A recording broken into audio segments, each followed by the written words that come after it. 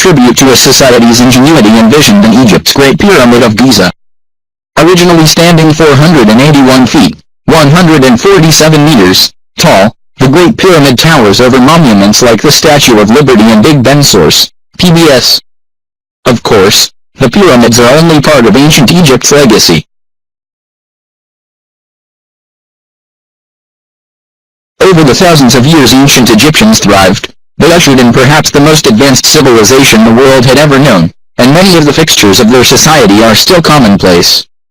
For instance, Egyptian women donned ornate jewelry and wigs, the men boxed, fenced and wrestled for sport, and the children played with board games, dolls, and other toys. They also thrived as inventors, and, as you'll see in this list of 5 amazing Egyptian inventions, their creations changed everything from fashion to agriculture so drastically that we still see their influence today.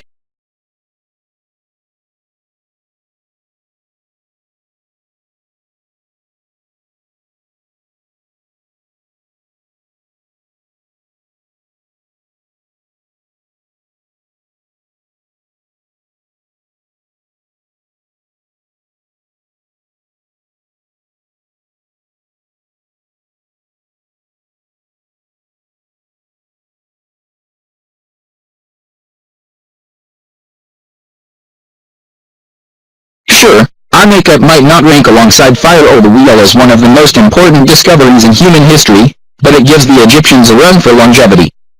Since they first invented eye makeup as far back as 4000 BC, it's never gone out of style. Even more impressive, some cosmetically minded cultures still create makeup using the same techniques pioneered by the Egyptians thousands of years ago. They combine soot with a mineral called galena to create a black ointment known as kohl, which is still popular today. They could also create green eye makeup by combining a mineral called malachite with galena to tint the ointment. For the Egyptians, makeup was not limited to women. Status and appearance went hand in hand, and as far as the upper class was concerned, the more makeup the better. Fashion was only part of the reason for the Egyptians' notoriously heavy hand when applying eyeliner. They also believed that applying a thick coating of the stuff could cure various eye diseases and even keep them from falling victim to the evil eye. More from the makeup cabinet. Although eye makeup gave Egyptians a distinctive look that came to define our clay-outlined image of them, they didn't stop there, developing everything from a rouge made of tinted clay to nail polish made from henna. What's more, they created perfumes from different plants and flowers, as well as deodorant produced from things like incense and porridge.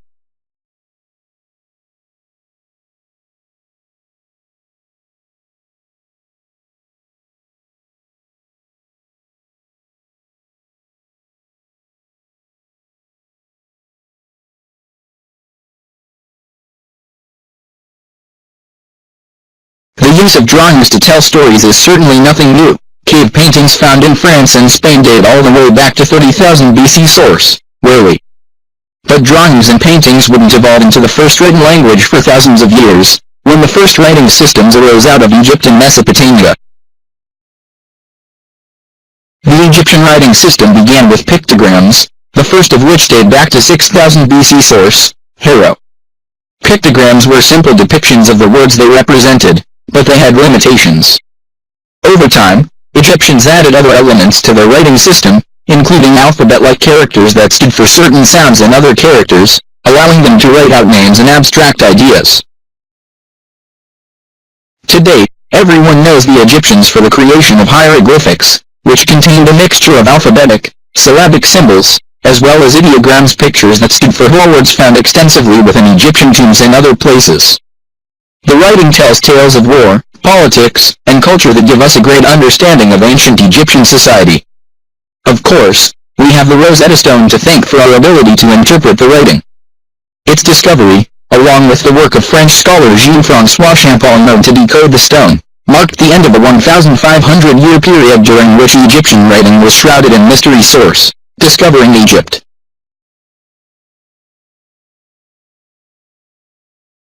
No one will deny that the Chinese changed the world forever with the invention of paper around 140 BC, but what many people don't know is that the Egyptians had developed an admirable substitute thousands of years earlier from the papyrus plant. Source: UCLA.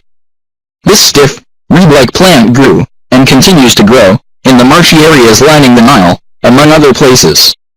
Its tough, fibrous interior proved ideal for making durable sheets of writing material, along with sails, sandals, mats and other necessities of ancient Egyptian life. After the sheets were made, they were often combined into scrolls, which were then filled with everything from religious texts to literature and even music.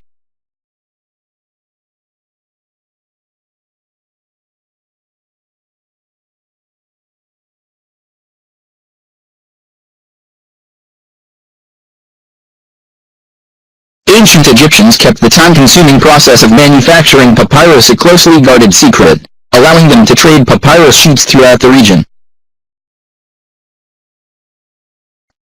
Because the process was never documented, it was ultimately lost until Dr. Hassan Ragab found a way to make papyrus sheets in 1965. Source: Egyptian papyrus.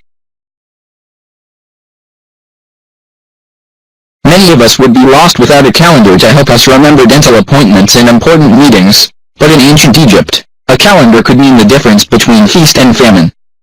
Without a calendar, ancient Egyptians had no way of knowing when the annual flooding of the Nile would begin.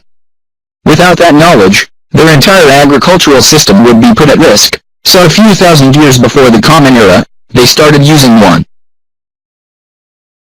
Their civil calendar was so closely tied into farming that the Egyptians divided it up into three main seasons: inundation, growing and harvest. Each season had 4 months, with each month divided into 30 days. Adding it all up, you get 360 days a year, a bit short of an actual year. To make up the difference, the Egyptians added 5 days between the harvest and inundation seasons. These 5 epagomenal days were designated as religious holidays set aside to honor the children of the god source, Weininger. While historians aren't entirely certain of where the plow originated, evidence suggests that the Egyptians and Sumerians were among the first societies to employ its use around 4000 BC. Source: prior. Those plows certainly had room for improvement. Likely built from modified hand tools, the plows were so light and ineffective that they are now referred to as scratch plows for their inability to dig deep into the ground. What's more, the plows ran on nothing more than elbow grease. For instance, wall paintings illustrate four men pulling a plow through a field together, not a great way to spend a day in the scorching Egyptian sun. That all changed in 2000 BC, when the Egyptians first hooked their plows to oxen. Source: Legit. Early designs were connected to the horns of cattle but proved to interfere with the animal's ability to breathe. Later versions incorporated a system of straps and were much more effective. The plow revolutionized farming in ancient Egypt and, combined with the steady rhythm of the Nile River, made farming easier for the Egyptians than perhaps any other society of the time.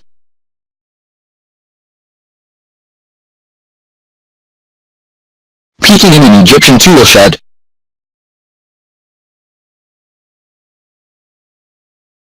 Peeking in an Egyptian tool shed.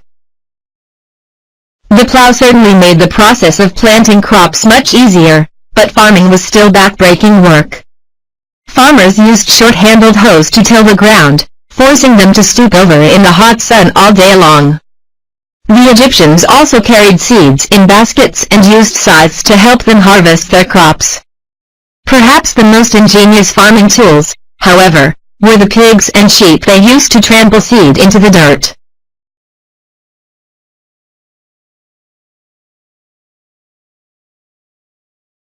The next time you peruse the counter at the 7-11 fermentos or breath savers, you should thank the ancient Egyptians for devising a way to conceal the unpleasant aromas our mouths sometimes exude. Just as in modern times, bad breath in ancient Egypt often was a symptom of poor dental health. Unlike us, the Egyptians didn't gorge on sugary soft drinks and foods that contribute to tooth decay, but the stones they used to grind flour for bread contributed a lot of sand and grit to their diet, which wore down tooth enamel to expose the pulp of the tooth, making it vulnerable to infection. The Egyptians had specialists for many medical problems, but unfortunately, they didn't have dentists or oral surgeons to fix their deteriorating teeth and gums. Instead, they simply suffered, and scientists who examined mummies have found severely worn teeth and evidence of abscesses, even in youthful Egyptians. To cope with the unpleasant odors from their rotting mouths, Egyptians invented the first mints, which were a combination of frankincense, myrrh, and cinnamon boiled with honey and shaped into pellets. Source: Breyer and Hobbs.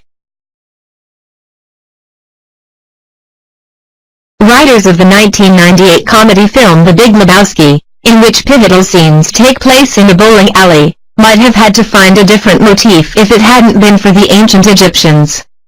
In Ramatios, a settlement 56 miles, 90 kilometers, south of Cairo that dates back to the Roman occupation period in the 2nd and 3rd centuries AD, archaeologists have discovered a room containing a set of lanes and a collection of balls of various sizes. Measuring about 13 feet, 3.9 meters, long, with 7.9 inch wide, 20 centimeter, 3.8 inch deep, 9.6 centimeter, lay and featured a 4.7 inch, 11.9 centimeter, square opening at its center.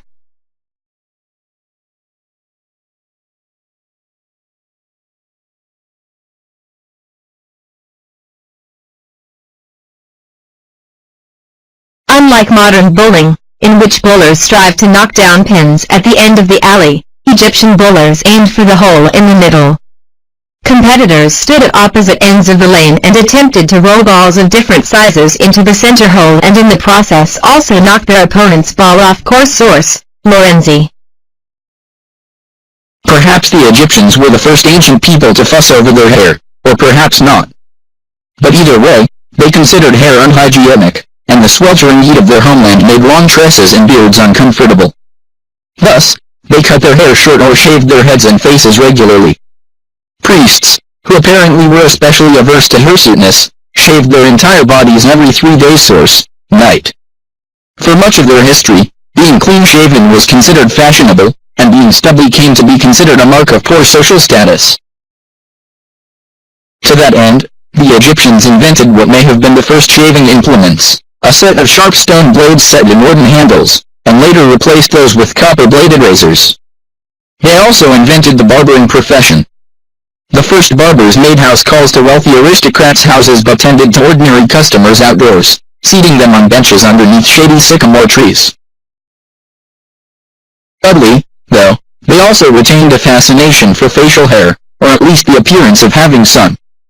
The Egyptians took shorn hair and sheep's wool and fashioned them into wigs and fake beards which, even more oddly, were sometimes worn by Egyptian queens as well as kings. Source: Dunn. The fake beards had various shapes, to indicate the dignity and social position of their wearer. Ordinary citizens wore small fake beards about 2 inches, 5 centimeters, long, while kings wore their phony whiskers to extravagant lengths and had them trimmed to be square at the end. Egyptian gods had even more luxurious long beards, which were turned up at the tip. Source: King.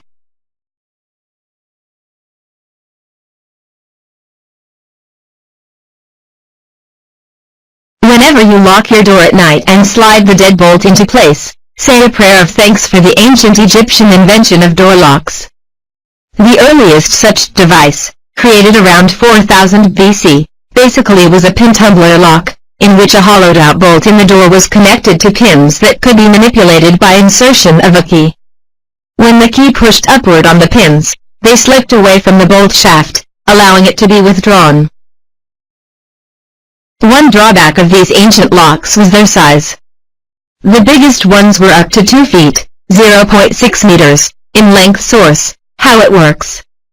Egyptian locks actually were more secure than the technology later developed by the Romans, who used a simpler design with a spring rather than a bolt to hold the door in place.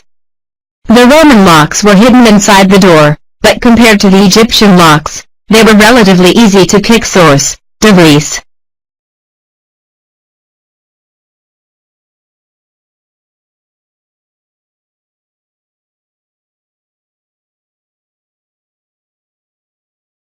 As we mentioned previously, the Egyptians had a lot of trouble with their teeth, in large part because their bread had grit and sand in it, which wore out their enamel.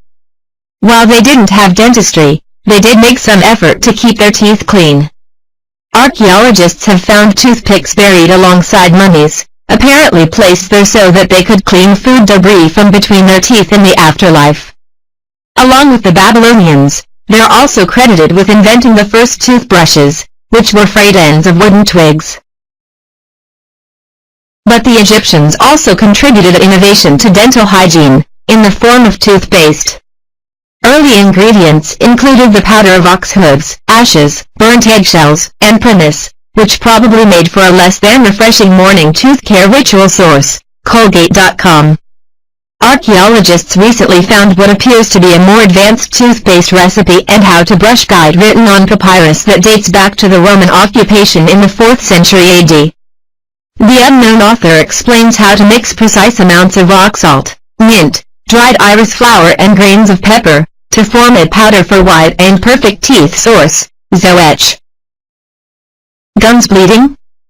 No problem.